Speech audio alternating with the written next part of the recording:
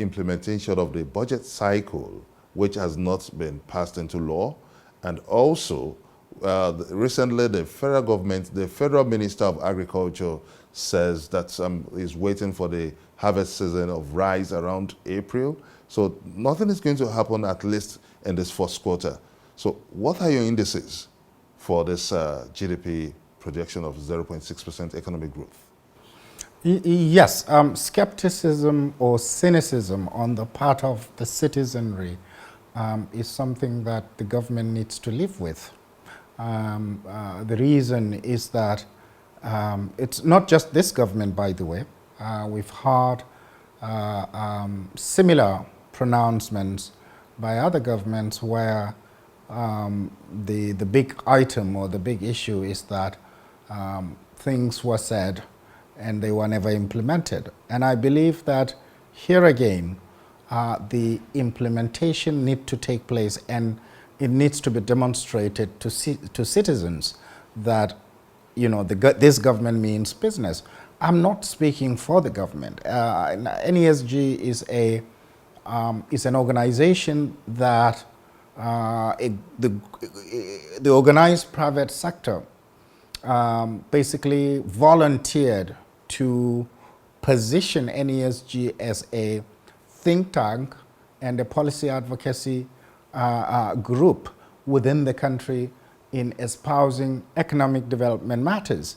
So having said that, and looking at whether what the Minister of Agri had mentioned, it's not just about one harvest season. It's about sustainability of whatever policy that the government have. And I think that the agricultural policy that is being put into play, assuming it is implemented well, we will see the benefits. And I want benefits that are sustainable in nature rather than a one-season benefit.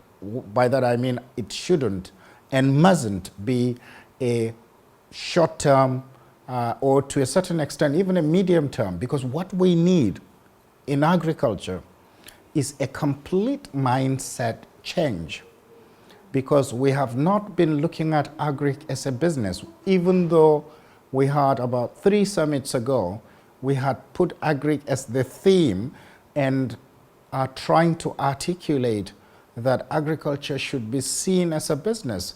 And if it is done so, what we have would be a situation where a good chunk of our GDP could be, agri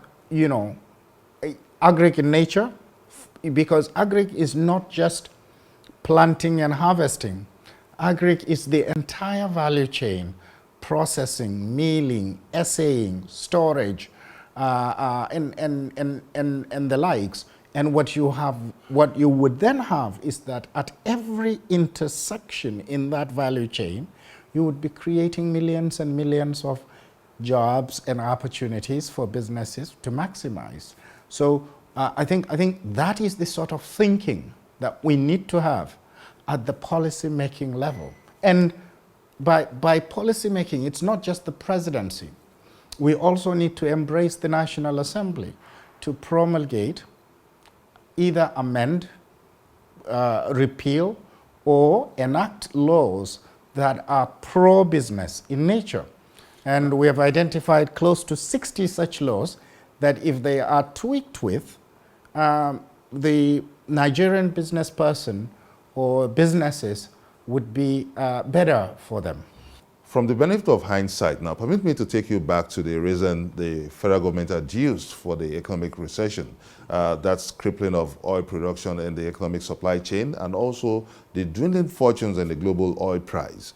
None of this has been addressed, and nothing seems to be changing in this line. And considering the fact that the oil is still a big factor in the economy, so how can we really look at this economic projection? Somebody, this is not supposed to be plagiarism, of course. I see all of those on Twitter these days, but someone quite recently said that we need oil to get us out of oil. Yes, we certainly, and It's like beating the dead horse when I say that we cannot progress or we cannot develop our country and have a sustainable growth relying on a single commodity, and that is oil. We have to diversify. On paper, when you look at our economy, it is a diverse economy. Oil itself is less than 20% of GDP. I think it's around 12% or thereabouts. Now, what we have is a situation where government taxes is primarily coming from the oil and oil-related industries. So that is one of those imbalances that need to be corrected, or what you might say it's the nuance that needs to be corrected. The taking up of some of the other industries requires time.